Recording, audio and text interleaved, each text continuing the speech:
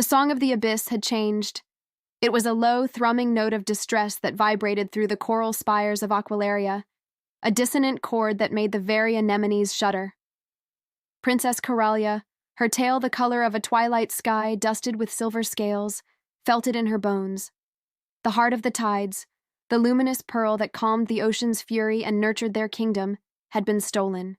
Her father, the king, his face etched with a worry deeper than the Mariana Trench, addressed the court. "Surface dwellers," he boomed, his voice echoing through the grand hall. "Their metal ship scraped the sacred spire and took it. Without it, the currents will sicken, the light will fade, and the great pressures will crush our city." Coralia didn't hesitate. "I will retrieve it," she declared, her voice steady despite the tremor in her fins.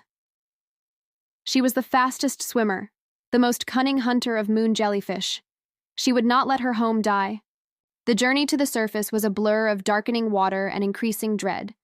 The human ship was a monstrous shadow against the moonlit sky, a leviathan of wood and iron, its strange, flapping skin catching the wind. Silently, she approached, weaving through the barnacle-crusted hull until she found a porthole. And there it was. The heart of the tides, pulsating with a soft, captive light, resting on a velvet cloth in a dimly lit cabin. Her heart leapt, but as she reached for the latch, a net of coarse, terrible rope descended from above, yanking her from the water. She thrashed on the cold, hard deck, her gills burning in the thin, alien air. Men with rough hands and wide eyes circled her, their voices a harsh, grating noise. Fear, cold and sharp, pierced her. This was not a quick in-and-out mission. This was a cage. For days, she was trapped in a glass-walled prison filled with shallow, stagnant water. They studied her, these humans, with a curiosity that felt like violation. The heart of the tide sat on a shelf just feet away, its light dimming with each passing hour, mocking her. Despair began to cloud her mind, thicker than any silt. On the third night, a new sound joined the creaking of the ship.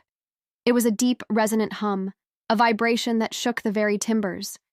It was a song of ancient knowing and immense power.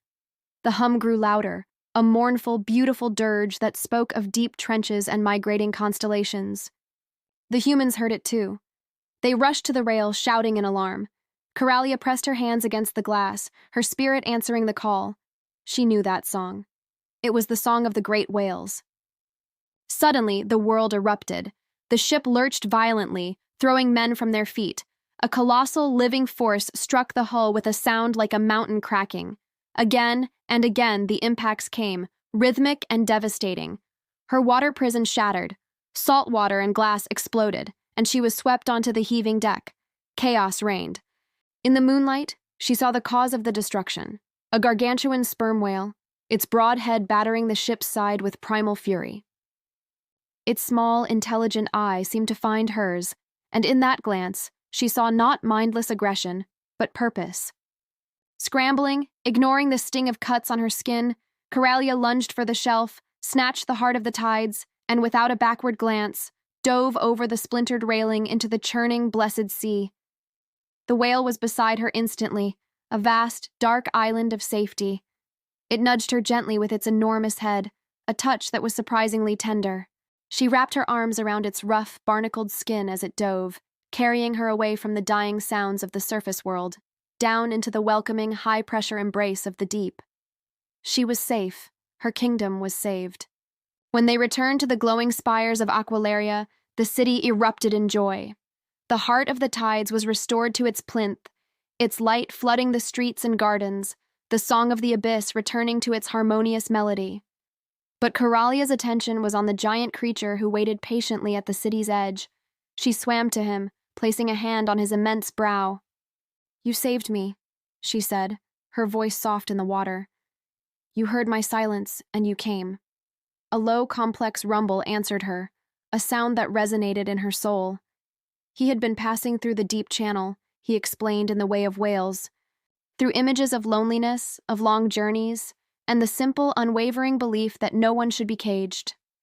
He had felt her despair, a tiny, sharp pinprick of fear in the vast ocean, and had answered. She named him Borvon, which meant unstoppable tide in the old tongue. From that day on, They were inseparable.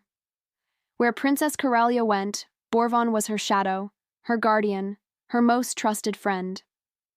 He carried her on his back to the farthest reaches of the kingdom. She would tell him stories of court life, and he would sing her the songs of the lonely, deep deserts where the giant squid dwelled. Her father, the king, watched the unique bond with deep approval. In a grand ceremony, amidst the bioluminescent jellyfish and the assembled court, he did something never before done in the history of Aqualaria. "Borvon of the deep currents," the king announced, his voice carrying through the water.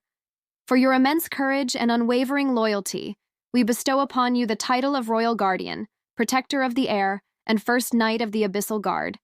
A harness of woven kelp and enchanted mother of pearl, strong enough to withstand leviathans, was placed around him.